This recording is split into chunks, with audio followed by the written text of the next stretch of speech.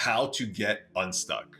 Hey, if you've ever found yourself lying in bed, phone in hand, watching time just slip away while your to-do list just stares at you from the corner of your desk or your room, this video's for you. I know how it feels. I've been there before. There's that kind of frozen feeling where you just know you need to do something, anything, but you just can't move. That's called ADHD paralysis, and it's real. And if you're watching this video, you've probably experienced it in some way, or you think you might have it, and you're just trying to find out more about it. And I want you to know it's not laziness, it's not about lack of motivation, it's about your brain just getting completely overwhelmed and then locking up. And in this video, I'm going to break down the difference between physical and mental paralysis, what causes it in the ADHD brain, yes, we'll talk a little bit of science too, and most importantly, the tools I use to get myself unstuck, even on the hard days, and I'll give you a few that you can try. If you're ready to stop being stuck and start moving forward, let's dive in. So Arthur Ashe said this beautiful quote, start where you are, use what you have, do what you can. Don't think we have to create this huge plan or be perfect to get started. It's just start exactly where you are, get that momentum going, break out of the pattern. So what is ADHD paralysis? It's that stuck state where your brain and your body feel frozen. And there's two main types, physical paralysis, which is when you're literally unable to move. You're scrolling your phone, your space is messy, you got work to do, you feel pressure in your chest, but you just can't seem to get up and you're locked into this doom scrolling type thing, or scrolling Netflix or whatever. Mental paralysis is also analysis paralysis, and this is a big one for me, when you're trapped in your mind trying to make a decision, overthinking everything until you're exhausted. And I'm an entrepreneur, and in businesses I kept getting myself trapped in analysis paralysis and got nothing done or made some mistakes. So ADHD brains have trouble with executive function, things like prioritizing, task initiation, and regulating emotions. And according to the Cleveland Clinic, ADHD symptoms are linked to dysfunction in the prefrontal cortex, which makes it harder to manage planning, flexibility, working memory, all crucial for taking action. So when that part of your brain gets overloaded, it's like your system crashes and you freeze. However, people with ADHD can also have superpowers. When they lock in, when they're motivated to do something, they can go super deep and do things way better than other people. They can kind of find links and patterns that other people can't see. So there's also a good side to it when you can break free from the paralysis. I can give you an example of my own life. I'll be lying in bed, I got a lot of work to do, I just got out of a meeting, kind of bored or not engaged, fully aware that there's stuff around the house I can do, there's a lot of work stuff I can do, I have a huge deadline looming for a project or a team that needs me. Instead of moving, I just stay stuck. I'll go on Twitter, I'll go on Instagram, or I'll just kind of stare into the abyss or think of something else I can do.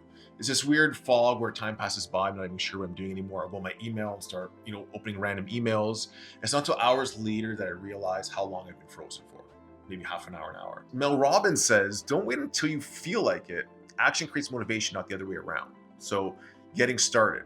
Okay, we'll get to some tips in a little bit. But what causes it? There's a lot of theories on this, I think, but a combination of neurochemical and emotional overload. So when there's too much to do or too many options to choose from, our brain's executive function system just shuts down.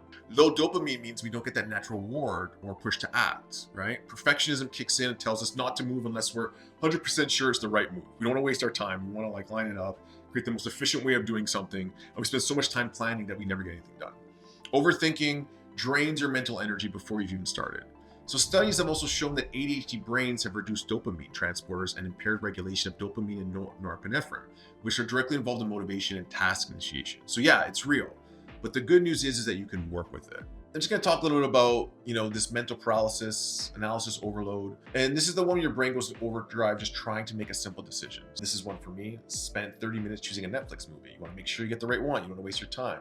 Or, trying to decide what to order for eat, or to go with one friend or another, or what you're going to do tonight. That's analysis paralysis. It happens to me all the time in business, which marketing agency to choose, which, where do we put our ad budget into, and what are all the things that can happen.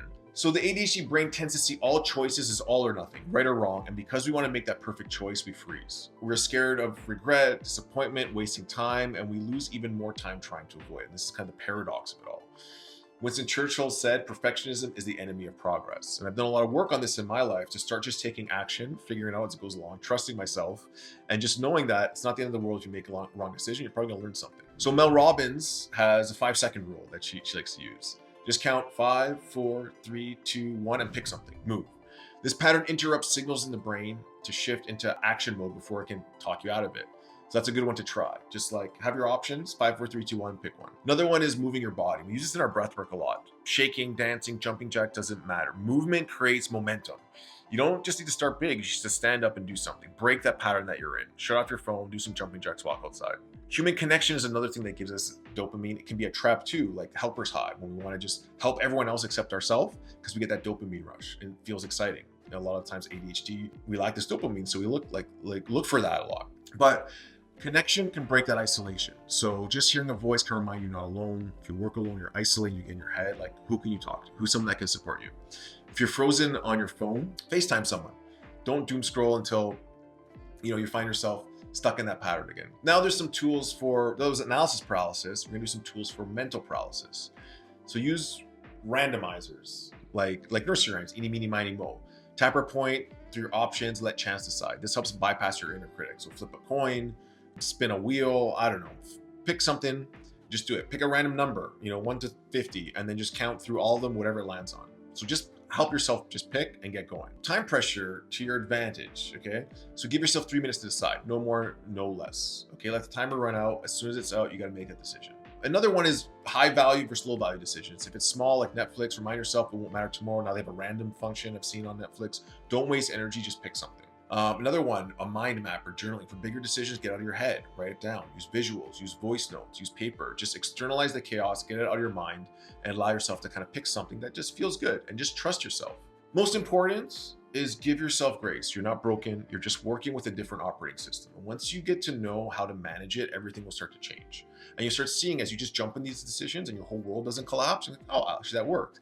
And sometimes our intuition can actually make better decisions than our mind. Okay, trusting that inner voice, that inner guidance, your gut feeling. Okay, not every decision can be perfect, but sometimes the wrong decisions, which seemed like detrimental at the time in my life, like a business decision, getting into something, over-investing, getting stuck in a lease, I learned so much through that process. Where in the future, now it's like, okay, like I have more experience to make better decisions. Okay, but not taking action allows us to not have the experience, and then we don't learn from it. Okay, so it's a really big one.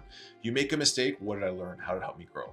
Look back at your life at the hardest things that have happened. Maybe it was a decision you made or something else that happened and you regretted it, but did you learn from that? Did you become more resilient? Did you pick up a new skill? Not every decision is going to be perfect, but taking action, even if it's messy, is going to help you to create confidence, flow, and just to know that a wrong decision is not the end of the world. And sometimes decision that I didn't even think actually was the best decision that I didn't think was going to work, and it led me into a way or someone else deciding for you.